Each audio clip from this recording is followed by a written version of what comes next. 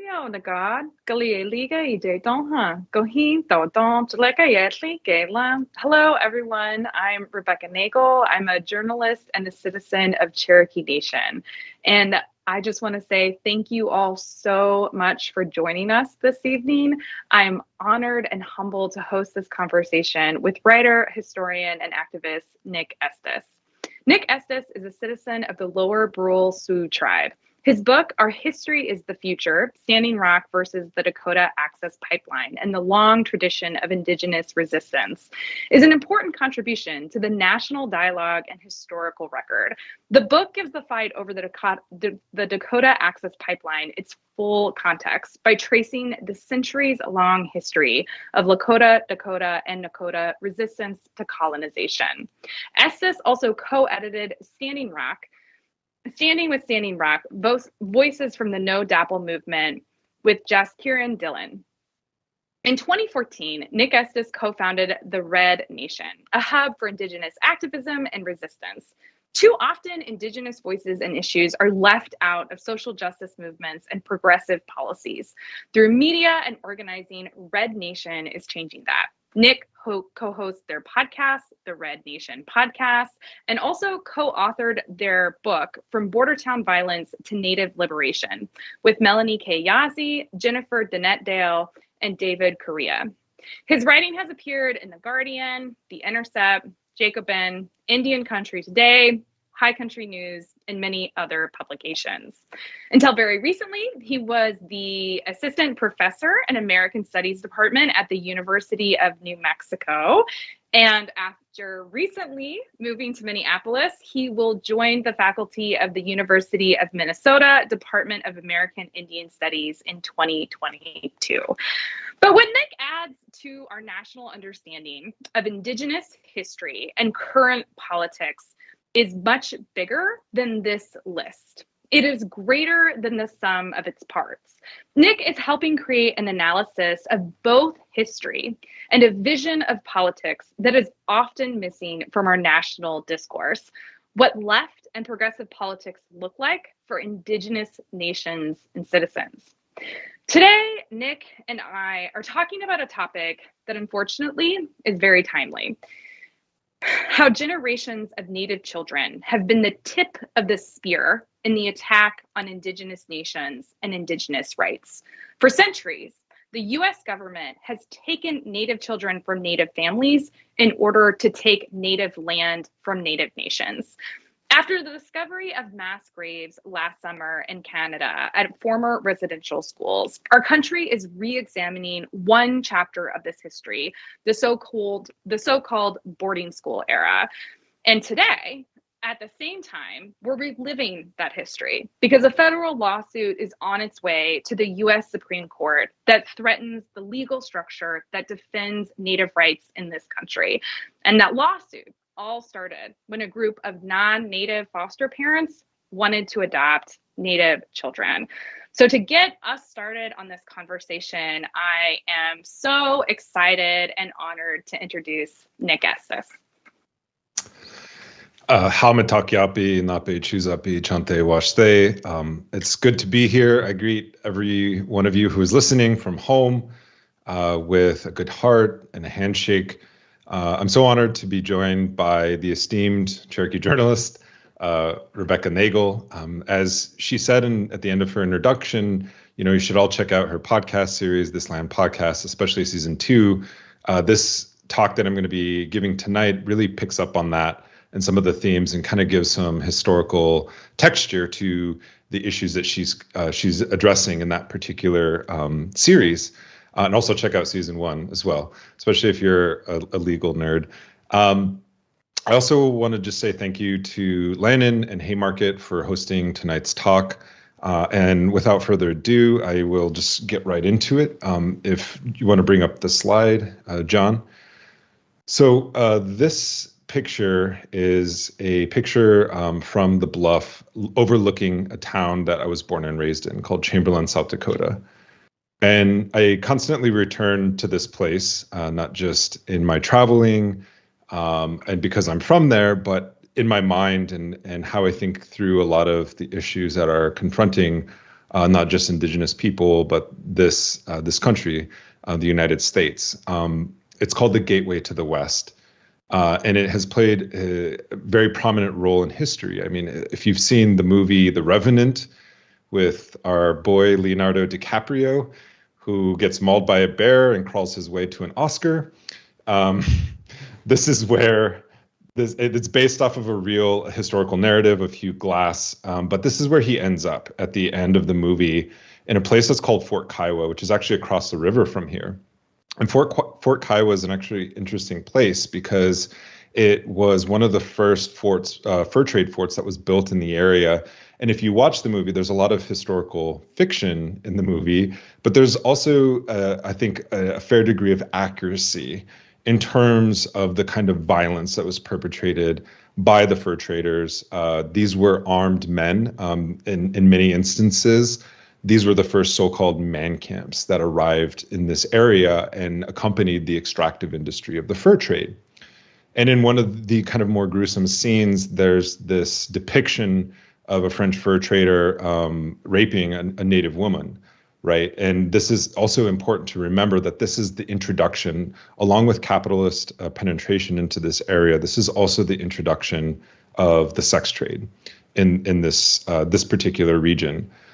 So one of the things that I always find interesting is there's kind of an aphasia that happens when we see something in front of us, but we can't quite make the connections that this is a real historical place with a real historical people, and something that's playing out in the present, especially. The Lakota and Dakota name for what is now Chamberlain was Makatipi, which actually my uncle jokes means cave dwellers, and it has two kinds of meanings. One is comes from the history that Dakota scholar Elizabeth Cook Lynn told me, is that when the columns of vengeance that were exterminating the survivors of the U.S. Dakota War in 1862 arrived in this area in 1863, looking for the refugees of that war, the survivors hid in the Gumbo Cliffs and could actually see the faces of the cavalry that was chasing them. And that's one name, meaning earth dwellers. The other name comes from the settlers themselves who arrived in this area and had no real relationship to the land and didn't know how to live with the environment itself. And so they essentially created sod houses, which are made out of mud and dirt that were soon destroyed by South Dakota weather, Great Plains weather. So it has these two kind of meanings.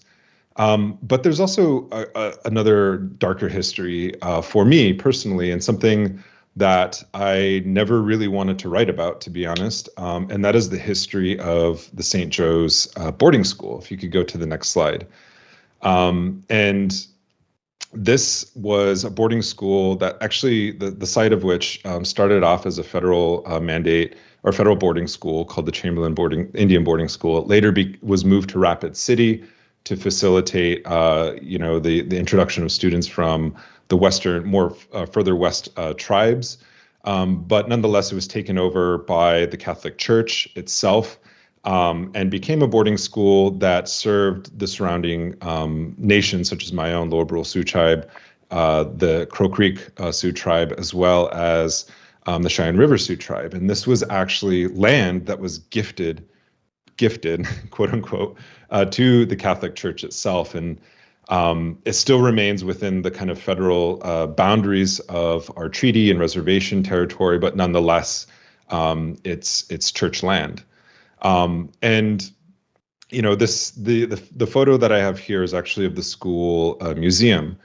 And when, as Rebecca had pointed out at the beginning of this conversation, when the news came out about the Canadian residential schools and the discovery, I think the relatives knew that these children were gone.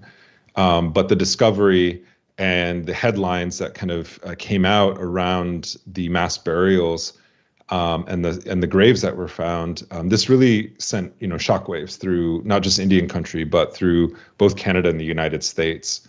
And it really sent a message that there's so much mourning that Native people have yet to do And the full magnitude of Native suffering has yet to be entirely understood, especially when it comes to the nightmarish legacies of American Indian boarding schools.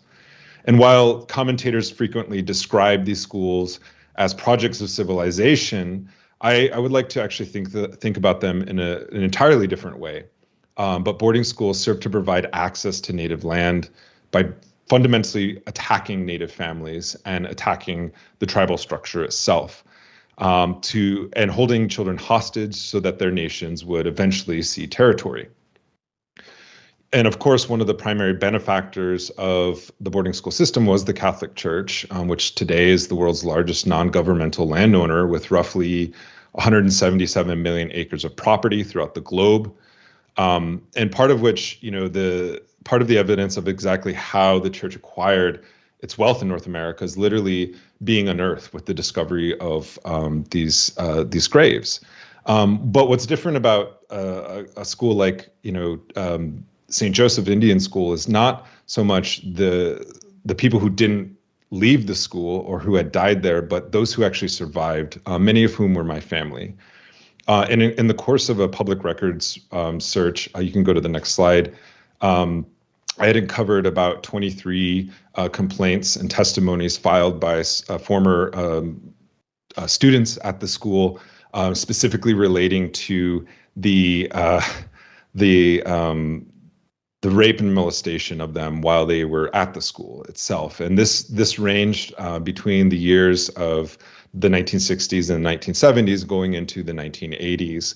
And in fact, when I published sort of the findings of this interview that I had done with one of my relatives in The Guardian, some of the survivors of the school who attended the school in the 90s also relayed their own testimony about what they had experienced there as well.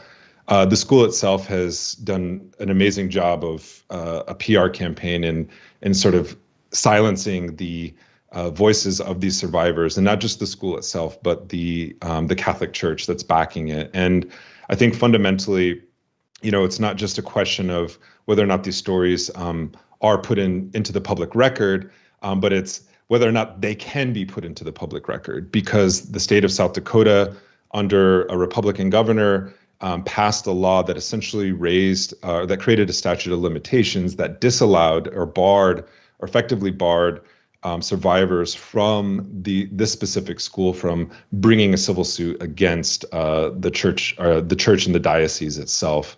And so this really is where my kind of entry into this conversation began. And if you want to go to the next slide, this slide is a picture of some of the items that were recovered. They're called artifacts in this exhibit, school museum exhibit. Many of them are religious items. Some of them are actually spiritual items. I can't really disclose which ones are, but looking at this really evoked an image of my mind. I went to the Holocaust Museum in Washington, D.C., and one of the things that always sticks out in my mind is seeing like the piles of clothes, the piles of shoes, the things that they stripped people who were put into concentration camps during Nazi Germany, the things that they took from them. And if you can go to the next slide, this is an image of the rosaries that have been taken from migrants crossing the border, many of whom are indigenous. So I think of the sort of evidence that exists, the profound kind of material impact that has of just seeing the visuals of these kinds of things, because fundamentally the removal of children from their families and the placing of them into another group is the legal definition under international law of genocide. And that's what we're really talking about here. And if you go to the next slide, this is a picture of the school administrators, many of whom are Catholic priests. One of them isn't. But in the course of the kind of back and forth that I had with my editors at The Guardian, one of the public relations people, the media people from the school themselves actually reached out and challenged the narrative that I had put forward, saying that there had never been any kind of documentation or testimony about abuse by priests. And actually, I found 3 of those school administrators were named in the complaints filed by former, the boarding school survivors that attended St. Joe's. And so in some ways, there's this kind of culture or conspiracy of silence that surrounds boarding school and the violence, right? And I think of the case of George Floyd and how George Floyd was murdered here in this city by a police officer. But what if he had not been murdered? Would the amount of violence, being a survivor of police violence as a Black man in America, have the same effect and have the same impact, right? And so I think while, and on one hand, we can measure, Canada is like literally counting. Do you even, ask yourself this question? We saw the headlines this summer, but do you even know what the number is at right now, right? I think it's around 10,000 children that they've found in Canada, and they're likely to find more and more.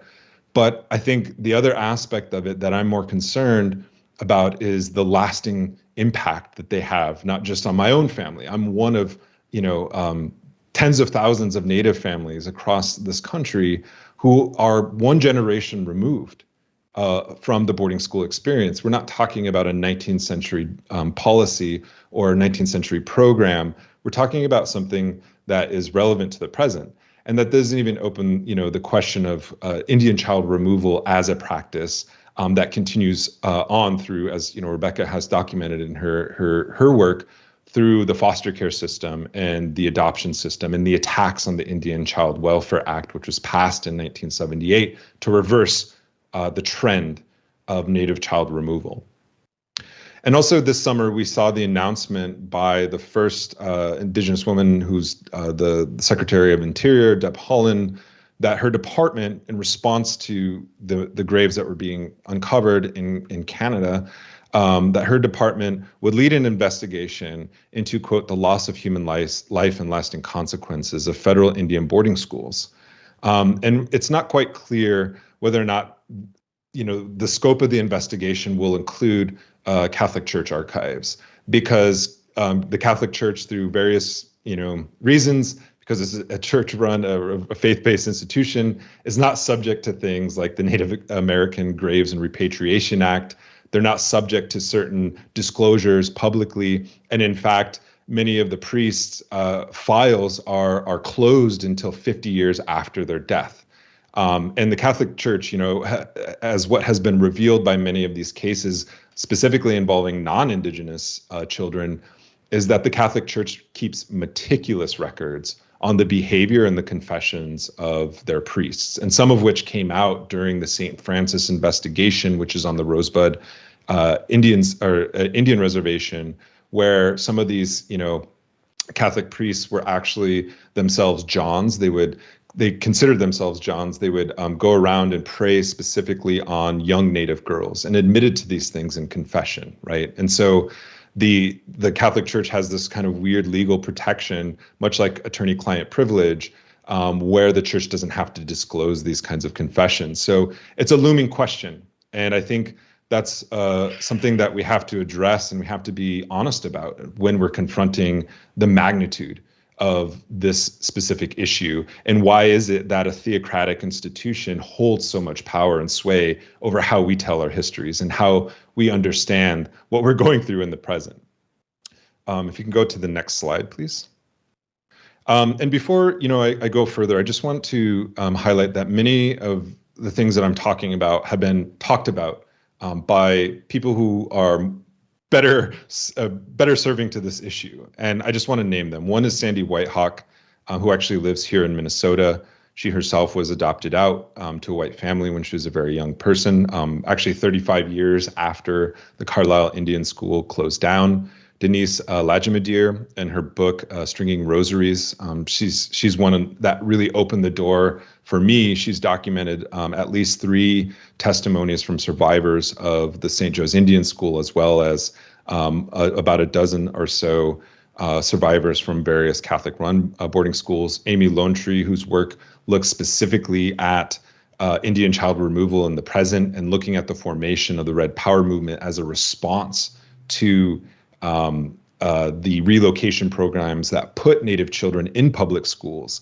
And as the boarding schools, off-reservation boarding school system began to wane in support and policy, the states began to be the arbiters of Native child removal through the foster care system and the adoption programs, as well as Marionette Pember, Christine McCleave, who's the director of the Native American Boarding School Healing Project, and as well as tribal historic preservation officers such as Ben Rod. So this picture that we see in front of us is actually a picture of the Carlisle Indian Cemetery. And in fact, this is actually the back of the military base, because where the Carlisle boarding school exists today, the remnants of it are on an active military base. And in fact, the Carlisle Barracks is one of the oldest military installations in the United States, and had existed prior to the Revolutionary War. And in fact, it was where George Washington led campaigns of punishment against the Iroquois Confederacy, and thus earning the name Town Destroyer, because he waged total warfare campaigns, and every sitting president since then, the Iroquois or Haudenosaunee Confederacy, called Town Destroyer. So it has this really kind of deep history. And it's also important to point out that, as Biden has recently said, in withdrawing troops from Afghanistan, that the United States has ended America's so-called longest war, that if you just look at the battle streamers on the U.S. Army flag, there are 14 battle streamers that commemorate the Indian Wars, 14 different campaigns beginning in 1790 and ending in 1891 with the so-called Pine Ridge campaign, which we all know ended at the massacre of Wounded Knee. So in many ways, the history of the off-reservation boarding school in its heyday really began as a military project. And I think it's important to recognize it as such. I think it does a disservice to take the policymakers on their word when they say things like this is a civilization project or even assimilation project, because assimilation itself, fundamentally, as it was practiced against not just Indigenous people, but other people such as people who were taken from Africa and elsewhere, is one of genocide. So if you can go to the next slide. I always I don't know, some of this stuff is really difficult to deal with, and I don't really try to go into the stories of the children themselves, because I feel like sometimes there's this tendency to focus only on the trauma itself and not really understand the structures that continue to live on. Because as U.S. historians, we're taught to periodize history. We're taught to say that there was the boarding school era and now we're in a different era, right? But if it's like walking into the middle of a movie, and only watching a part of it and saying you can, and then saying what the rest of the movie is about. That's absurd. And so as a historian and thinking about these issues, I look at it in a longer kind of context and thinking about Indian child removal, but also U.S. imperialism, because fundamentally the boarding school project was at a time when the United States had shifted, as Richard Pratt, the main architect of the off-reservation boarding school and founder of Carlisle, embodied in his or epitomized in the title of his memoir, From Battlefield to Classroom. This was a project about land theft, and it was a project about subduing Indigenous nations who are seen as always in the way of westward expansion.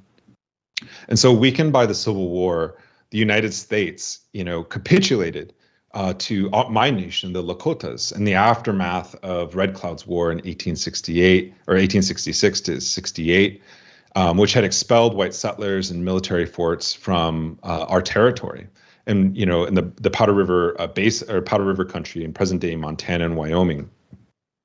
And this, of course, resulted in the signing of the Fort Laramie Treaty, setting aside a permanent home of about 35 million acres for the Lakotas. And effectively, just 3 years after the signing of this historic treaty in 1871, Congress abolished treaty making with Native nations altogether. And so the opening of the Carlisle Indian School marked a radical change, not just for Lakota people, but also to Indian policy and the aims of U.S. imperialism. And during the late 19th century Plains Indian Wars, the Indian boarding school found a primary purchase. The bloody consequences of two bedrock U.S. institutions, African slavery and Indian killing, inspired Carlyle's founder, Richard Pratt, a military man, to embark on a bold experiment to solve the so-called Indian question of the West, once outright extermination was no longer palatable. And like many of his peers, Pratt was a Civil War veteran turned Indian fighter, and he came to regard Indian killing as he had the institution of chattel slavery as unsustainable. A radical solution was needed. And in his autobiography, as I pointed out earlier, Pratt transposed the Indian Wars from the frontier of the West to the boarding school in the East. And by removing hundreds of Native children and then thousands of from their families, he thought he could break the resistance of intransigent Native nations, such as my nation, the Lakota Nation, which became the first class of Carlisle. So between 1879 and 1900, the Bureau of Indian Affairs opened 24 off-reservation boarding schools, and by 1900, 3/4 of all Native children had been enrolled in boarding schools, with 1/3 of this number in off-reservation schools like Carlisle. And Pratt had turned General Philip Sheridan's murderous expression, "The only good Indian is a dead Indian," into a new motto, "Kill the Indian, save the man." Only the military, and according to his thinking, could achieve that kind of goal. And Pratt first came to the idea of the boarding school while commanding mixed units of freed African American and Indian scouts in the punitive campaigns against Kiowas and Comanches in the southern plains of what is today Texas. He believed the U.S. military as a civilizing influence and could do what past policies couldn't do, because it had forged in his thinking and his observations a sense of duty and loyalty in conquered peoples. And Pratt observed how the Army of the West had successfully brought together poor whites, blacks, and Indians by turning them into Indian fighters and Indian killers. So under white leadership, of course, the military had the greatest civilizing influence on the frontier. And although he was a progressive of his era, rejecting biological notions of white racial superiority, he subscribed to a social evolutionary theory, which regarded white Europeans as the most civilized, at the apotheosis of human society. And he placed Black people above Native people in terms of social development and readiness for American citizenship. He believed slavery was, quote, a more humane and real civilizer than the reservation system. Slavery, he thought, was the ultimate, quote unquote, Americanizer, quote, forcing Negroes to live among us and becoming producers, as opposed to the Indian system that through its policy of tribally segregating Indians on reservation. In other words, forced alienation starting at birth, the ripping of an entire group of people from their homeland, language, family, and culture, and enslavement with intimate oversight by white overlords had prepared Black people for assimilation, according to his view.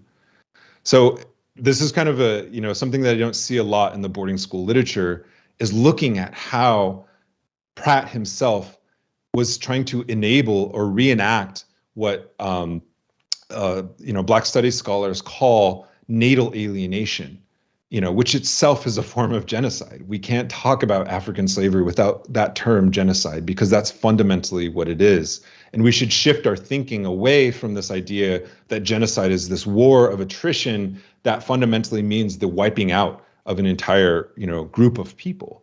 But it's about destroying in whole or in part, as the Genocide Convention reads, a group of people. It's the intent behind it, right? And I think that's what's important here. On one hand, to enslave, to enforce a labor regime, and on the other, to take land. It's also important to point out that the first off-reservation, or the first experiment for the boarding school happened in 1874 when Pratt kind of commandeered a military tribunal that had convicted leaders of Plains tribes and had essentially sentenced them to prison. And in 1875, Pratt became the jailer of 72 indigenous leaders at Fort Marion, Florida. And he said, quote, a few of the chiefs were sent as hostages for the good behavior of their people. And so this is important to remember that this is his thinking, early on, like that the architect of the off-reservation boarding school was saying that we could take hostage leadership to force their people to essentially acquiesce to whatever the United States government and land-hungry corporations or whatever it is want to get out of Native nations. And he also observed that these prisoners learned by heart life's first lesson, which is to obey. So this small experiment eventually became the basis for the Carlisle Indian School.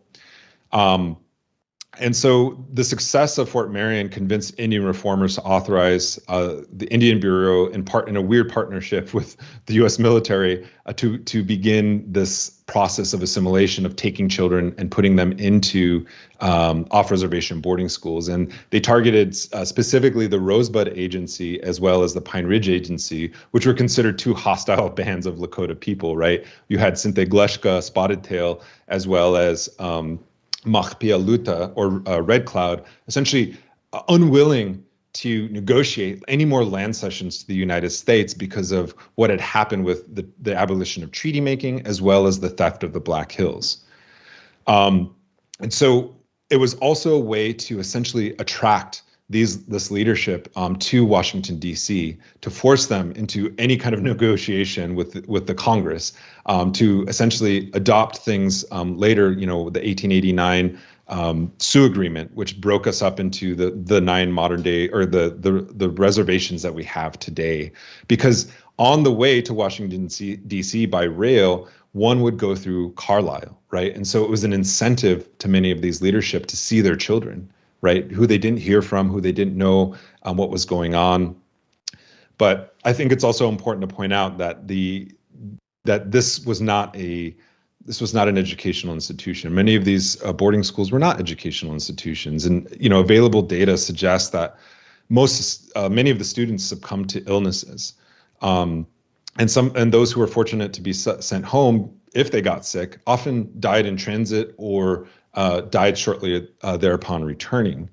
And the unsanitary conditions in Carlisle specifically essentially became the reason why many of the contagious diseases were spread, but also the reason why many children died there. If you could go to the next slide. This slide is actually taken, or this picture is actually taken from inside of the brig, or the military prison, or the military jail that was also used to house intransigent Native children. So you had the transference of, the last people to be held in the jail were essentially the British soldiers that were captured during the Revolutionary War and placed into that jail. And then, Pratt and his crew essentially repurposed it as a child jail, right? And so these were essentially carceral institutions. I don't think we can really talk about them in any other way. So if you can go to the next slide. This is a picture. There was a lot of, not just at Carlisle, but many of these boarding school institutions, there was a lot of kind of before and after photos that were taken to show the Native children in their savage state and then in their civilized state. But what I think is most revealing and important about this particular picture is the military uniforms that were essentially hand-me-downs or leftover surplus army uniforms from the Civil War itself. And that these children were inculcated not only with American patriotism, but also with military discipline. And as such, as the children themselves, or as the Carlisle Indian School began to close its doors, those children had essentially received basic training to enter the armed services. And so as the United States closed the off-reservation or Carlisle Indian School, it was beginning to enter the war in Europe. And so many of these children joined the army, not as citizens, not as, as children, not even, they weren't even citizens. And so, but they had that training, they had that military discipline. And so I also think the Carlisle Indian School and the off-reservation boarding school points to, helps us locate where the United States Army specifically has exploited what they call a warrior tradition in Indigenous communities, and why we see a lot of military service in Indigenous communities. It actually stems from the boarding school system. If you can go to the next slide. I'm going to transition into a different period, but I want to just highlight the work that the National Native American Boarding School Healing Coalition has done. They're one of when I spoke with Denise Lajimadier, she told me that they started off with a budget of $5,000 and have, through blood, sweat, and tears, been tracking and counting the number of boarding schools in the United States, because simply the government has refused to do so or hasn't kept the records, right? And I think this is a larger problem in how we understand American history. And it's not to reduce the experience of Indigenous people to numbers and quantification. But one thing I always ask my students when I teach them is like, how many Indian massacres, were there in the United States? Can you name them? How many can you count off the top of your head? If and you ask anyone, and even experts, historians, they can't answer that question. And if you ask how many boarding schools, how many Native children went through those boarding schools, how many died there, the government and the institutions that were meant to take care of these children can't actually tell you. And this is something that we kind of see in the archival record. So if you can go to the next slide.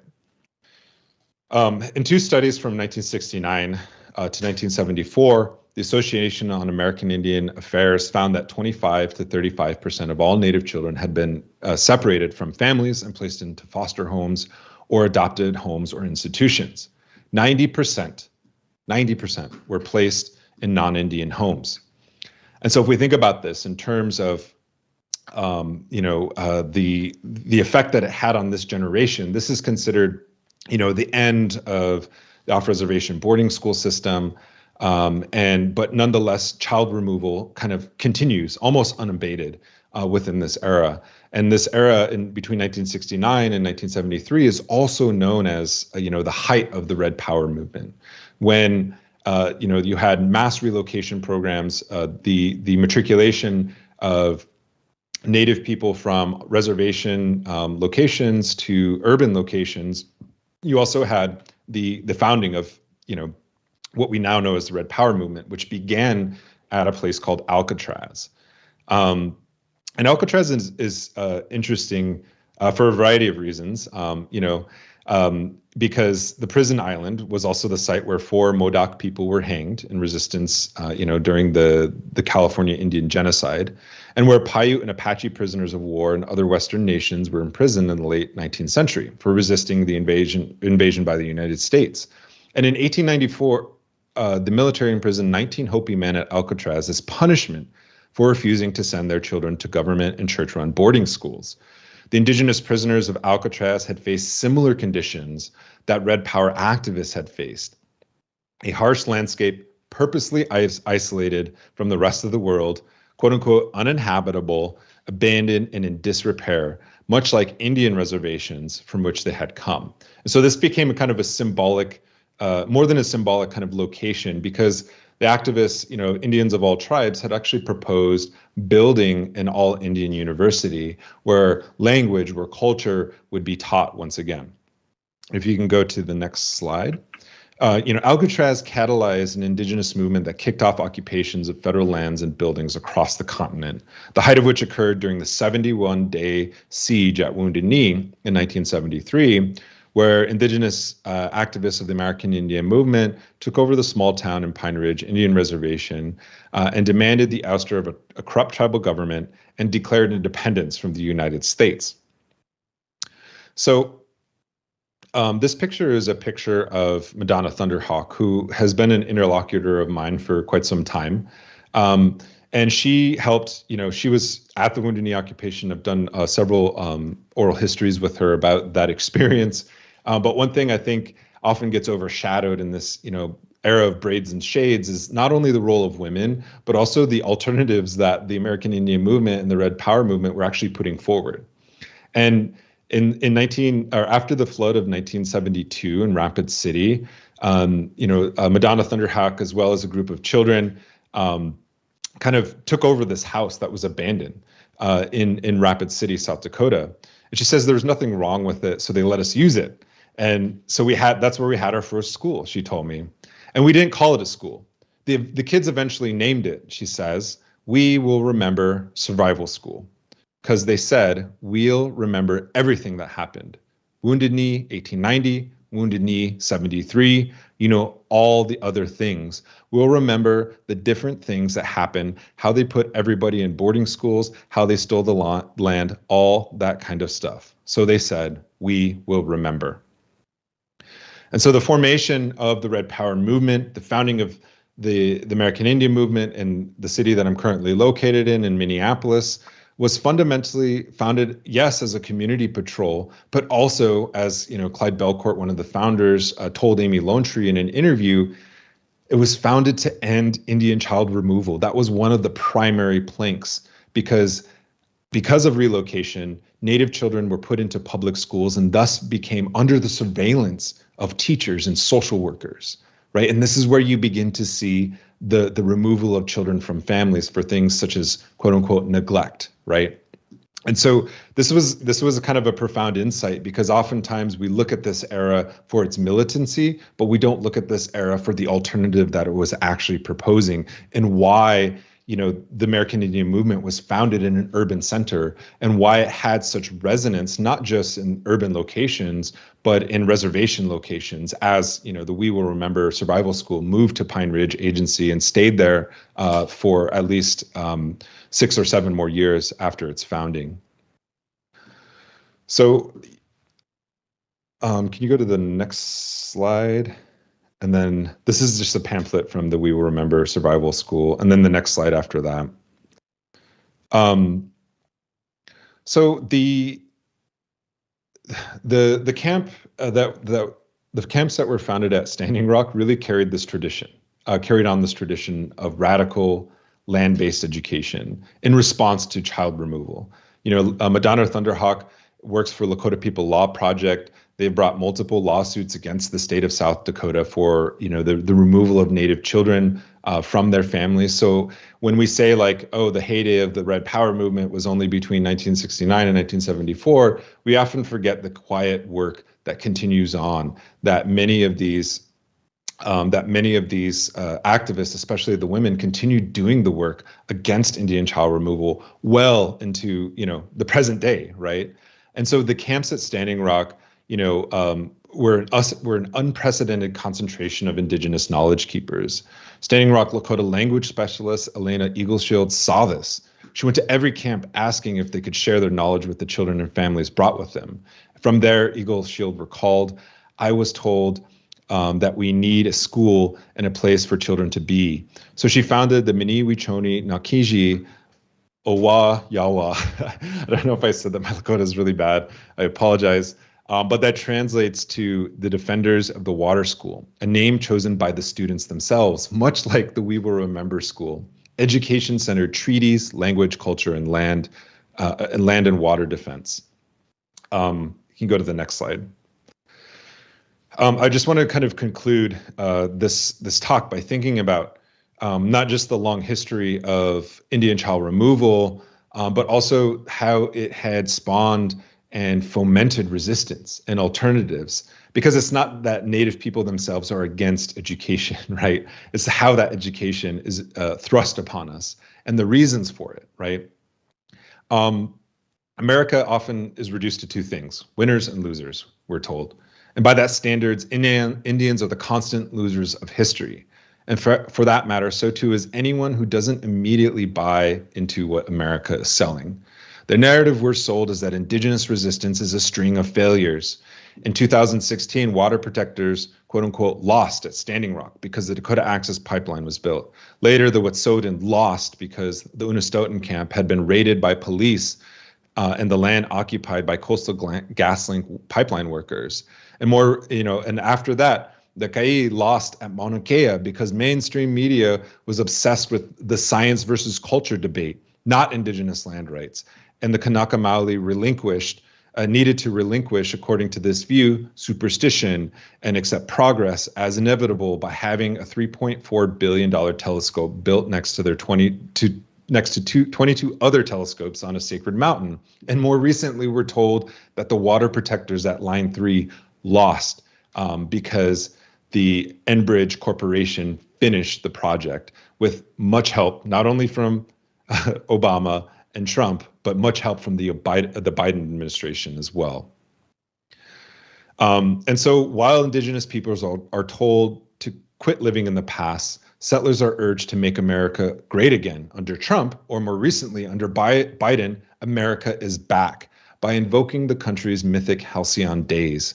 That's the story America likes to tell itself, the story of winning the future of this land by winning its past. But the truth is quite opposite. America fears the past. Reduced to its basic components, the history of colonization boils down to three things: God, gold, and glory. Natives had all the gold, or land. Settlers brought God. Now natives have God and the Bible, and the settlers have all the gold and the wealth, the story goes. But glory is the most precarious elements of this formula. Is there honor in invasion, slavery, genocide, and theft? The answer to that question changes throughout time, but we don't have to journey too far into history to see that the response by Indigenous standards is clearly no. If anything, paradoxically, glory belongs to history's losers.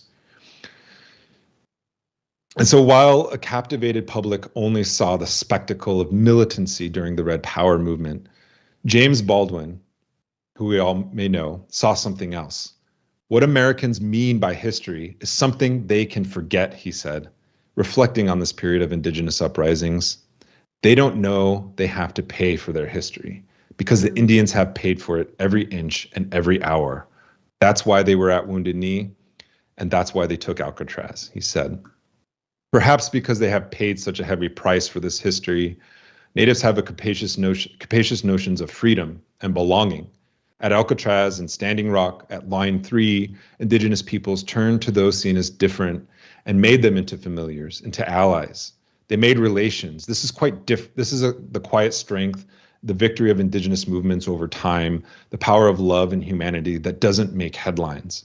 It's what motivated the ghost dancers of Bigfoot's band who were gunned down at Wounded Knee in 1890, the water protectors at Standing Rock in 2016, and Line 3 this summer.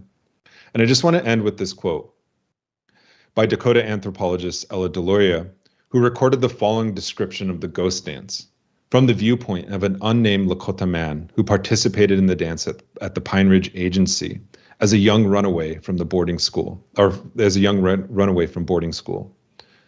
He says, the rumor got about, the dead are to return, the buffalo are to return, the Dakota people will get their own way of life back. The white people will soon go away, and that will mean happier times for us once more. That part about the dead returning was what appealed to me. Waking up to the drab and wretched present after such a glowing vision of the ghost dance. It was little wonder that they walked as if their poor hearts would break into two with disillusionment, but at least they had seen. They preferred that to rest or food or sleep. And I suppose the authorities did think they were crazy, but they weren't. They were only terribly unhappy. Thank you.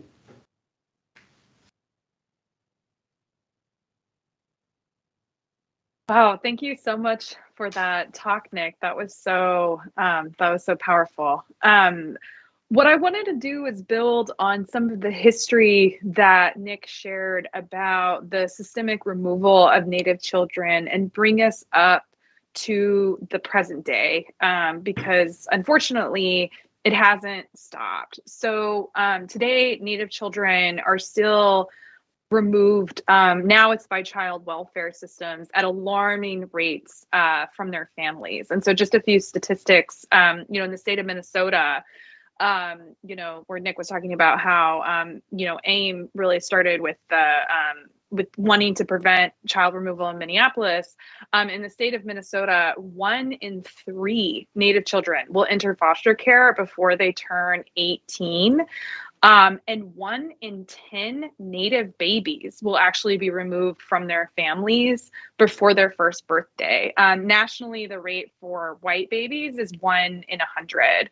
In Hennepin County, which is the county where Minneapolis is, Native children are 34 times more likely to be removed from their families than white children. And some folks might think, and you hear different versions of this, is like, oh, well, there are just more problems in Native families, and things like that. But when you look at the data on the reasons for removal, white children are actually more likely to be removed for allegations of physical or sexual abuse. And Native children are more likely to be removed for the much more nebulous category of neglect.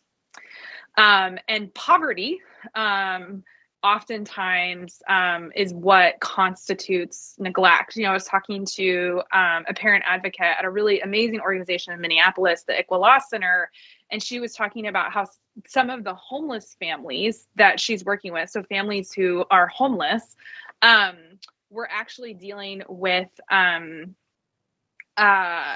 their children were being taken for educational neglect because their children weren't being taken to school. But it was at a time when, the basic need of the family was housing. And so, a couple of these cases where Native children were removed from their families and placed with non-Native foster parents have become these high profile ICWA cases where, the legacy of the Indian Child Welfare Act is under attack. And Nick, what I wanted to ask you about is, how these cases are talked about in the media, which is that the Indian Child Welfare Act, which was created to keep Native children with Native families, is framed as ripping Native children away from white homes. And that's the tragedy, that's the wrong. Whereas the trauma of the separation that's happening with these Native families is rarely recognized. And I was wondering if you could put that into context for us. How does this rhetoric of what's, best for Native children parallel the rhetoric of the boarding school era and the Indian Adoption Project?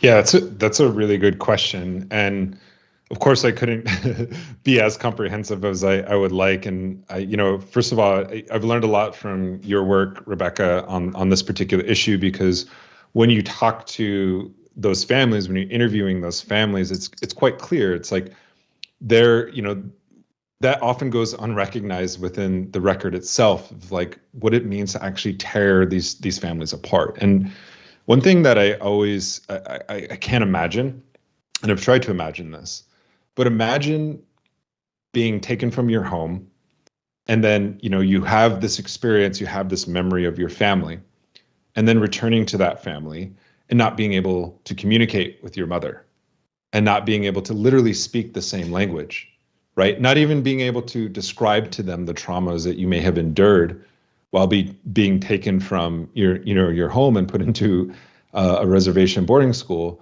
Or imagine, as was the case in many instances, that your family thought this was best for you.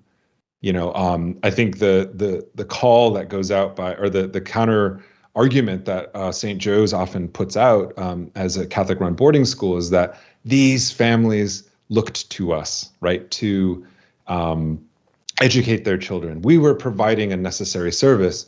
And you have to ask yourself, why would, what circumstances existed so that Native families, Native parents were like, I need to actually give up my child. I can't feed them. I can't house them. I can't clothe them. But then why is it that the Catholic Church, steps in to kind of fill those needs? And in what happens in that situation, and what happens, in the situation, like even from where I'm from, the people who are who work for the school often position themselves as victims, of being like, this angry Native man is, he's coming after us or whatever, and he's not recognizing the good that happened at these schools. And it's like, yeah, like children didn't stop being human when they went to these schools. Like, why is that a profound thing to point out? Like, of course they laughed, of course they cried, of course they had normal human reactions. Like, why do we have to prove that Native children are human in environments that, may not, may be violent, or maybe, not in their best interest, right? I'm sure that Native children adopted out to non-Native families love those parents and those adopted parents. But that's not the question that I'm asking. It's important. I care about it. But at the same time, it's the reason why this school exists, the reason why child removal policies exist is much more of an interesting question to me to understand than whether or not white parents can love a native child. That's a moot point. Of course, like we're human beings. We're not, removed from humanity where that's the case. But I think the more important question is, as you point out in your podcast, and that always really concerns me, is the question of the Indian Child Welfare Act. And I see this tendency not happening just in the legal realm, but I also see it happening in the academy, where Native and tribal identity get reduced to race. Mm-hmm. Because that was the point. That was the point of these so-called assimilation policies from the get-go, was to reduce this to some kind of biological racial difference, right? And of course, we live in this, there's like the woke, I call it like the woke crowd, but then there's like that woke crowd exists on the right too, where it's like, well, if race is a social construct, then why are we having race-based legislation like the Indian Child Welfare Act? Like we're just doing, we're doing a civil service to you all. We're giving you civil rights, like, because you're being held back by this Indian system. That was the same argument to put Native children on in boarding schools. That was the same argument for termination. And it's fundamentally, paternalistic on one hand, but it also completely erases the question of membership, of citizenship, and the fact that oftentimes, tribal citizenship and enrollment is a whole nother question, but it reduces our belonging to a tribe to racial biology, right? And so by the mere fact of imposing what they see as a colorblind policy, they're actually reinforcing a biological essentialism, and so that's kind of, I would like to hear your thoughts on this, because yeah, absolutely. And I think and to give people a little bit more background, the case that's heading to the Supreme Court right now is Rakeem V Holland. And it's arguing basically on two grounds that this law, the Indian Child Welfare Act, is unconstitutional. So one of the grounds that they're arguing is that it violates states' rights. Basically, it's this anti-commandeering doctrine. But then kind of the biggest thrust of these anti-ICWA cases is that they're using the Equal Protection Clause of the 14th Amendment, which was created at the end of the Civil War, and when our country was trying to create a system of racial equity. But it was almost immediately abandoned by the courts. There's actually a Civil Rights Act from the late 1800s that the Supreme Court said violated the 14th Amendment because it recognized differences in race. And so people have really used the 14th Amendment as a weapon to attack, everything from affirmative action now to ICWA. And what's really unique about them using this area in the area of federal Indian law is that under the law, tribes and tribal citizens are a political category, not a racial category, right? Mm-hmm. And so just like I'm a citizen of the United States and a resident of Oklahoma, so certain laws apply to me and other ones don't, because I'm a citizen of Cherokee Nation, certain laws apply to me. And it's like any other kind of nation or political status. And that's actually how ICWA works. It actually only applies to children who are either enrolled in a tribe or eligible for enrollment. And so I think what's scary, for me as somebody who's, interested in tribal sovereignty and indigenous rights, and why I think everyone should be paying attention to this case, is that what is scary is that if ICWA is based on race, well, then what about the hospital where I get my health care? Like, how can that hospital treat tribal citizens but refuse services to other people? What about our land and treaty rights? What other, quote, racial group has a land base or a court system or a police force or a tribal government, and all of its own school system, right? And so I think that that's what the fear is with this attack on ICWA, is that it's kind of like the first thread on a sweater, and that if people pull it, then the rest of the sweater falls apart, basically. Yeah, and I think just to kind of pick up on that thread, no pun intended. You've been an outspoken critic of somebody like Elizabeth Warren, who claims to be or claimed to be Cherokee, and I think there's this tendency to reduce Native identity to a category of race or DNA without understanding exactly what you're talking about. And to kind of put that into context, like if we just talk about adoption, right? The majority of like international adoptees to the United States come from China, Russia, Guatemala, South Korea, and Ethiopia. And all of these countries have increased restrictions on foreign adoption laws, and it's been in decline, and so ICWA really does is like, it's actually responding to, like what many of these sovereign nations, whether we agree with them politically or not, are implementing to prevent the taking of their children and putting, adopting them out. So what ICWA is really empowering tribes to do is that same scenario. We're just protecting our citizens. It's a political and legal issue for us. It's not about race. We have the right and the sovereignty to decide who belongs to our tribe. And, fundamentally, I think there's just a moral argument here too, that you've pointed out in the podcast, where it's just like, why do we need a law in 1978 to legalize our religion, right? Why do we need a law in 1978 again to legalize the Native family, and to say that this has sanctity, and Native children, the tribe should determine what happens to its members? Like, I don't think that is a radical proposal in many ways. And as you've pointed out, since the passage of ICWA, in some instances, the removal of Native children has increased. Absolutely, yeah. And I think the point you brought up about international adoption really goes to that issue, because I think one thing we have a difficult time admitting about adoption is that for the most part, it's the transfer of a child from a family with less resources to a family that has more resources. And that was definitely the case within international adoption. And that imbalance in power led to things, as extreme as kidnapping children, and that's why many of those countries, Ethiopia, Guatemala, do not allow American families to adopt their children anymore. And that pressure, what it has created is a situation where there are less adoptable children than people who are looking to adopt. And now folks are actually turning to the foster care system, which I think raises a lot of ethical concerns, because the foster care system isn't created to help people find adoptable children. It's created to support children and their families in a moment of crisis. And so, yeah, there's definitely a lot of interlocking issues there. I wanted to talk about a couple bigger picture questions around, the politics that you talked about. And like I mentioned in the intro, I think a lot of the work that you do is creating a vision for and language for around progressive Indigenous-led politics. And what I wanted to ask you is kind of twofold, which is, why do you think that organizations on the left and social justice movements often leave Indigenous issues out of their work? And what can change, or what needs to change so that our issues are included?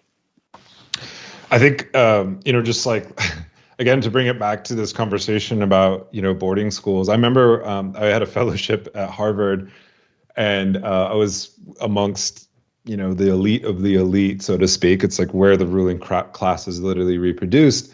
And these were historians, like they were like, history. And they were like, what is, I was talking a little bit, and I was like, Harvard was sort of a boarding school. It was founded as a boarding school for Native families, and it was part of this treaty. And they're like, what do you mean a boarding school? Like, you mean, because in their minds, they were like, yeah, I went to a boarding school. Like, and so it was just funny, because it goes back to that instance of like, in Chamberlain, South Dakota, okay, you may be able, like, the liberal mind might be able to dismiss like rural kind of backwardsness, which I don't agree with. I don't think these people are backwards. It's just the education that they've received, that they can be so like ignorant of this kind of genocidal institution that many people are currently employed at, that has this legacy, I should say. I don't think it's a genocidal institution today, but it has this legacy as one, right?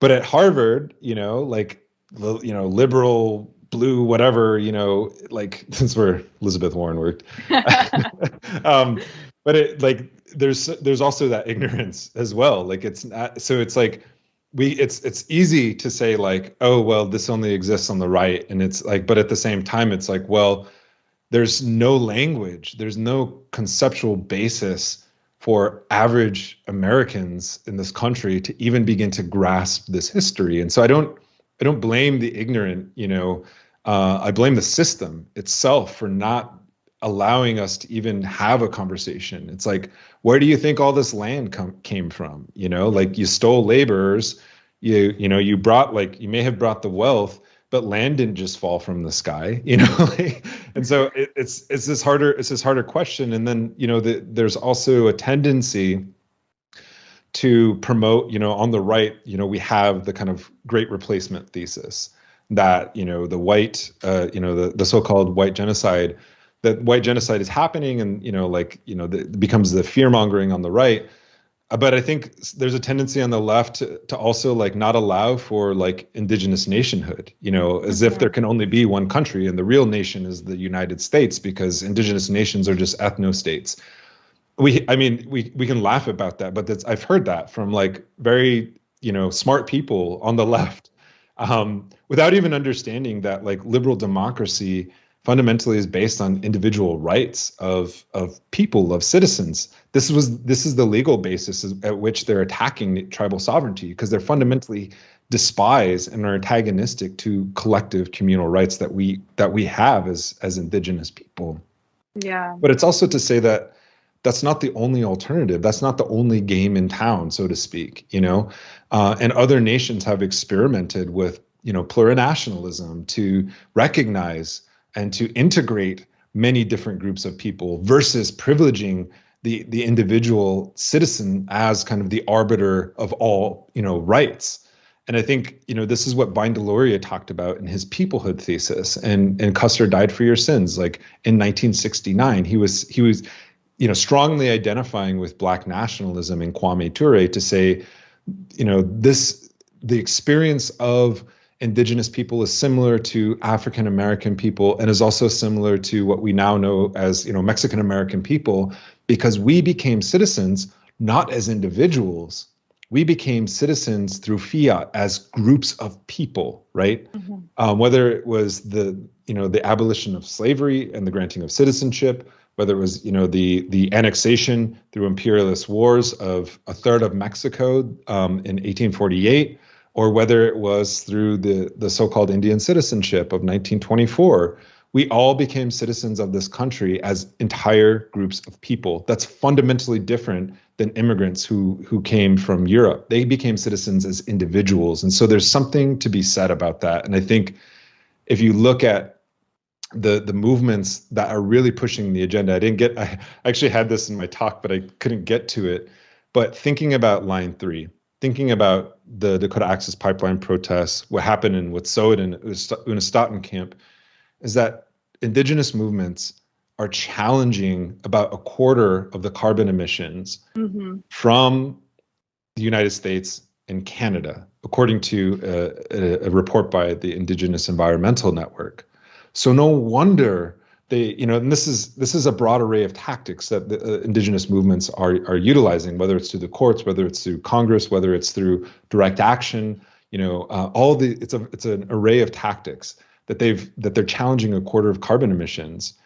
And yet what movement in the United States beyond that can we say has had that kind of impact challenging the fossil fuel industry? So it's no wonder they want to use a backdoor like the Indian Child Welfare Act, whether you're the Cato Institute, the Goldwater Institute, or whatever, to attack tribal sovereignty, because there are vested interests here. This is like, these are powerful people. Yeah, and it still comes down to resource extraction, from the gold rush to now. That actually leads into almost perfectly into another question I wanted to ask you, which is about, COP26. This week, world leaders are finishing climate talks and negotiations in Glasgow, and their indigenous leaders from the US and the globe are pushing for climate solutions that include indigenous people. And as a member of Red Nation, you've advocated for that with the Red New Deal.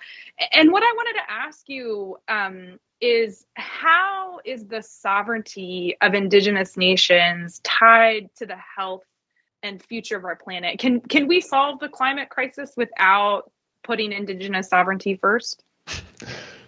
Since you asked a yes or no question, I'll just say no. No, I'm just kidding. No, I mean, it's a really great question, but it's also, I just want to like take a step back too, because we actually have to see, oftentimes it's like, to understand what Indigenous sovereignty is, it's not just a buzzword. I think when we talk about, Biden's, green jobs proposal or whatever it is, we have to remember that Indigenous caretakers and land defenders are doing green jobs, right? That like here in Minnesota, had the pleasure and opportunity of talking to many Anishinaabe relatives about the importance of Monoman and its, wild rice and its centrality, not just to this kind of esoteric cultural knowledge or whatever, that I think often, when you start talking about Indigenous spirituality, like flute music plays in people's ears and you hear like a drum beat. But what I was told, we went to a rice bed that was, it was a historic drought here in the state. And we went to this rice bed and, the woman we were with, she was like, yeah, we, normally we haul out like maybe 80 pounds a day of wild rice. And she's like, this is all we got. And it was like less than a half a cup. And she's like, this isn't just like, devastating on the sense of like, me growing up and having this relationship with this land. She's like, this directly impacts, our jobs because people have seasonal income, that depends on ricing, right? And the tribe itself, has turned a profit on this. This is like their economy to protect these rice beds, right? And if we talk about how, just in the short time span of the United States, in its existence of less than, 250 years, it has played an outsized role in not only carbon emissions, but environmental degradation, right? And it's not to glorify Indigenous, ways of being that were prior to, capitalism and colonialism, but it's also to recognize that not all societies tend towards destroying their own planet or their own territory, because we've lived since time immemorial on this land without confronting, global climate catastrophe or chaos. And so why is that? Like, these are questions we should really be asking ourselves, and saying that it's not just about this kind of romantic idea of like, we're somehow like, Avatar or the Na'vi or whatever. These are real people. These are people's real lives. Like this is something that exists. Indigenous economies do exist. I wouldn't say that they're entirely anti-capitalist in many ways, but they're definitely non-capitalist. And the cultural values that we've inherited over generations, they may have destroyed our non-capitalist like mode of living or economies, but nonetheless, the culture, the knowledge, the language, the spirituality that we've inherited, the remnants of which that survived boarding school systems, that survived the civilization regulations, that survived all these periods of genocide and onslaught, still retain the values of trying to be in good relation with, what the Western world calls the natural environment. We don't see a separation. This isn't a wild phenomenon, but I think when people hear that, they're, like, again, the flute music plays, but it's being practiced and it's being experimented on in different countries. The rights of nature movement, which the White Earth Reservation has invoked in its defense of Monoman because it's in their treaty, began in the global South. We can point to the 2010 Cochabamba Accords in Bolivia, where they spelled out specifically the rights of nature. But it was part of this broader kind of anti-imperialist, climate agenda that was very much ahead of its time. Like, okay, we have the Green New Deal, whatever, but this is talking about not only the rights of nature, but it's also talking about climate debt. Why is it that a country like Bolivia that doesn't have, near the emissions impact of like countries like the United States, and historically, why are they can't develop the same way that the United States did by producing that amount of carbon? Why are they denied not only the ability to develop and emit carbon, but then they're also denied the technology to, have sustainable energy, whether it's, through, solar panels or whatever. And so these are like questions that we have to like wrestle with, and it's Indigenous movements that have really wrestled with those questions. And I also just want to say that this isn't a particular kind of essentialist ethnic project, but it's fundamentally universal, because it's like y'all breathe the same air as we do, you drink the same water. We have a knowledge that exists prior to the United States and will exist much longer after the United States, but that doesn't make us any less human than you are, right? And so I think the kind of the profundity of the water protector is that it was a universal label. It was a universal identity. Anyone who walked through the gates of Standing Rock became a water protector. Anyone who was at the Line 3 camps here, trying to stop the Line 3, the last tar sands pipeline, was a water protector. And so I think that, in many ways really shows the impact of Indigenous movements in this particular moment. Yeah, we are leaders, but we can't be the only solution. It requires, a broader array of forces, and for us to be taken seriously. Yeah, absolutely.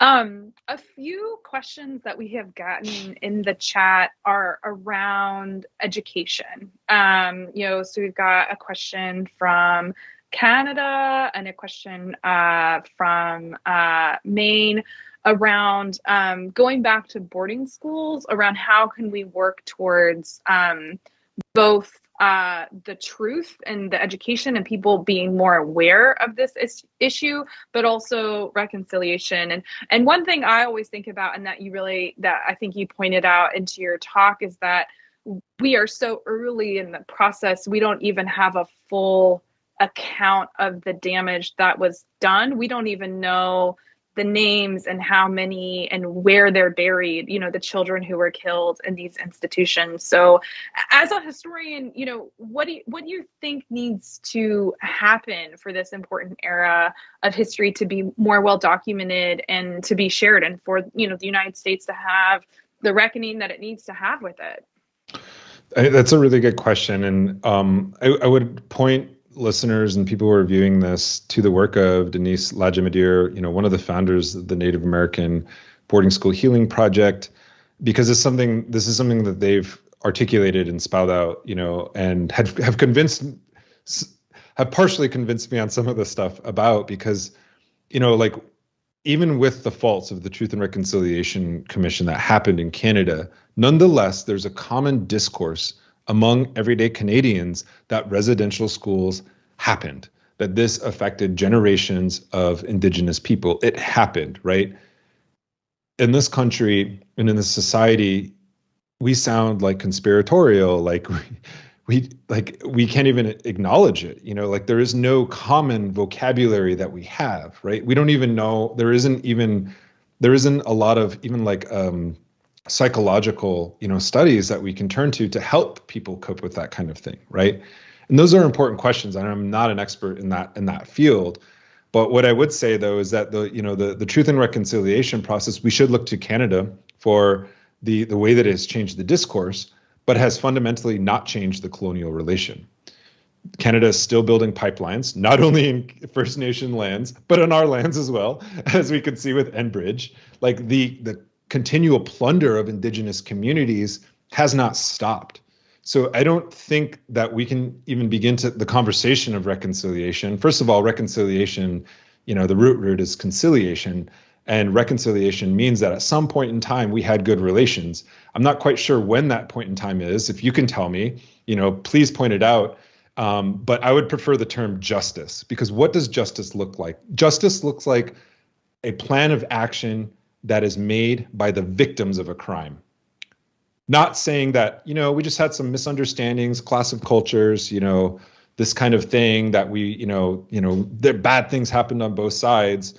But fundamentally, we need to think about what justice looks like according to Indigenous values and traditions, because often what happens, if we can point to precedent in this country, we should point to treaty rights, right?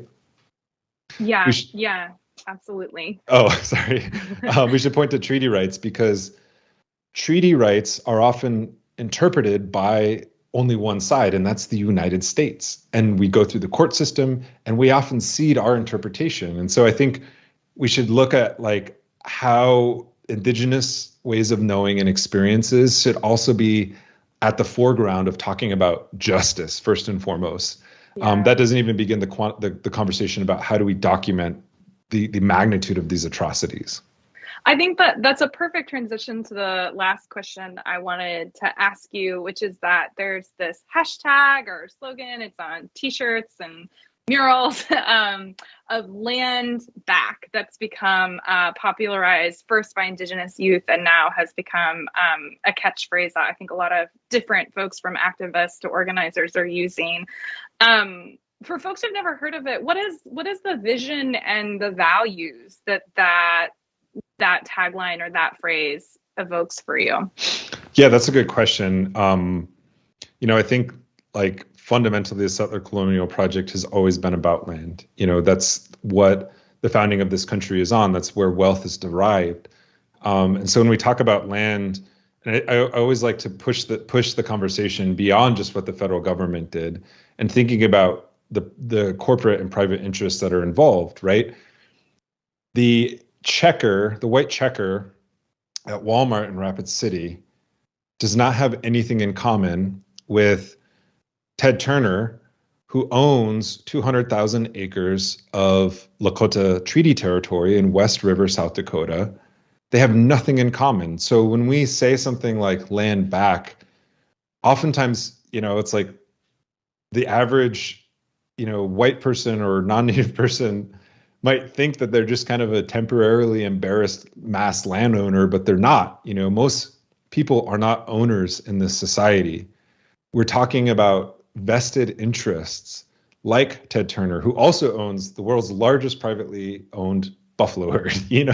Like he's not, he's like one of many people, right? And so fundamentally, like if you even read, I think Indian Collective has spelled this out as well as other organizations, like we've talked about it in the Red Deal.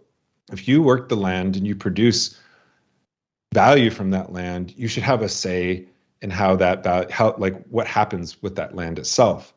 Black people have worked the land, but they've been categorically denied ownership of the land. That's one of the ways that they've been racialized as a population, as a group of people. 95% of agricultural landowners in the United States are white.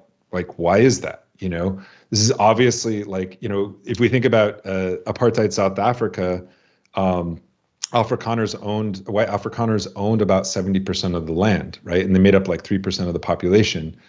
In the United States, it's 95% of the agricultural land, right? And so, and a lot of these people, a lot of these interests are large, corporate, industrial, agricultural conglomerates. We're not talking about taking somebody's apartment or taking somebody's own home, but we have to fundamentally have a different relationship to the land itself. And that doesn't just mean, this isn't just an indigenous problem. This is everybody's problem because we all live on the land.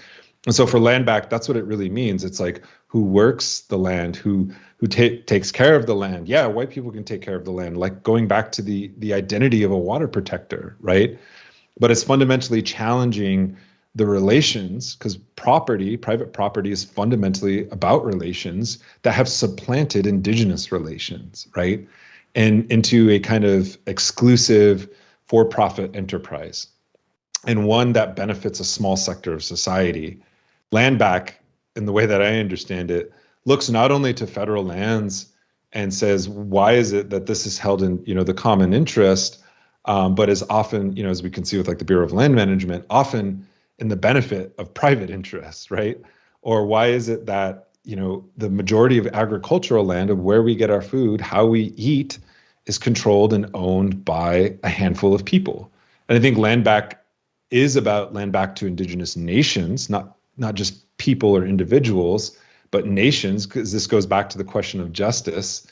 But it's also fundamentally challenging us to consider, why is it that people who are denied citizenship or incorporation into this society, the ones who work the land, the ones who produce the food that we eat, also categorically denied from being in correct relation with that land itself? So it's not a kind of self-serving indigenous project, but we have conceived of it as a kind of a broader kind of social justice framework. Absolutely. I think that that's a great point to end on for tonight. We're out of time, but I just want to say thank you, Nick. I so appreciate having time to be in conversation with you. I really appreciate your writing and your thoughts on these really important issues. Thank you to the Landon Foundation and Haymarket Books for sponsoring this. And lastly, for people who are interested in your work, who want to follow more of your writing, where can they find you? So I'm on Twitter at Nick, NICKWESTES. And yeah, just go there, I guess. And also check out the Red Nation podcast and your podcast, by the way, which is really wonderful. Yeah, definitely some resources to learn more. Thank you, everyone, so much for joining us tonight. And I hope everyone has a good night. Thank you.